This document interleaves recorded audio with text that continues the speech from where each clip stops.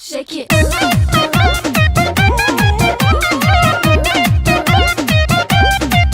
मुझसे दिल लगा लो, एगो किस दूंगी क्लोज अप, प्यार करने का राजा बख्शीश दूंगी। मुझसे दिल लगा लो, एगो किस दूंगी,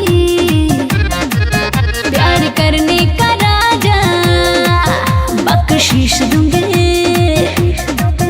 साला आजकल का प्यार भी गजब हो गया, सुबह लाभ हो गया, सांझ सब हो गया। सुबह लाभ हो गया, सांझ सब हो गया, हो सुबह लाभ हो गया, सांझ सब हो गया।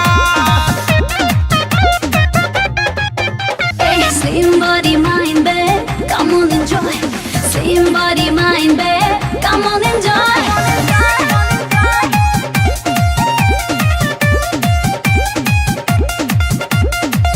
आजकल की लड़की गांव चाहे शहर की, सच्चा प्रेम कहाँ करती है? अरे करती है। व्हाट्सएप पे होती है चैटिंग, हाँ 5 मिनट में सेटिंग, मम्मी पापा से नहीं डरती है। यहाँ कहाँ के करो के हस्बैंड चाहिए, मजा करे खातिर को बॉयफ्रेंड चाहिए।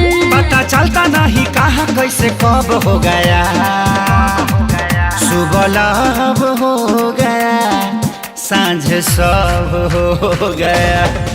सुबह लाभ हो गया, सांझ सब हो गया, हो सुबह लाभ हो गया, सांझ सब हो गया। मेरी ठाट बाट है देसी, तेरे नखरे हैं विदेशी, अपनी कैसे चलेगी बेबे? तू हाफ पैंट वाली, मैं लुंगी पहनू खाली, तेरी दाल ना गलेगी बेबे। ना बेमतलब के भाषण दे, आके सीधे चुमा ले, टाइम ना ज्यादा वेस्ट कर।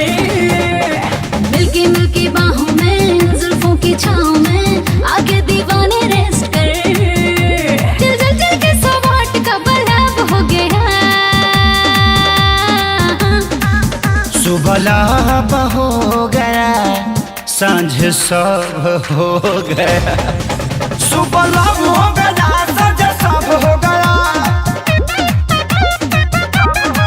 हो सुबह लाभ हो गया, सांझ सब हो गया।